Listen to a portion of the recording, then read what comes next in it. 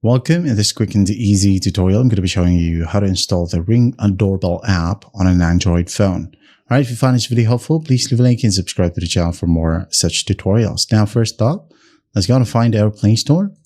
As Android or Samsung phones uses Play Store. Okay, so once that's done, tap on the search function at the very bottom and just tap on the search bar at the very top. And then go and find Ring Doorbell.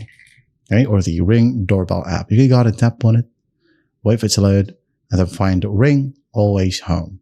Tap on Install, and then just wait for the download process to finish, and then afterwards, it will just install by itself. Okay, all you got to do is just wait. As you can see here, it says Ring added to your home section, and it's already installed. You can open it up from here, or go to your home screen and open it up from here. And then once that's done, go ahead and allow notifications right here as you would want that. Okay, so it will always be notified whenever there's something happening on your camera.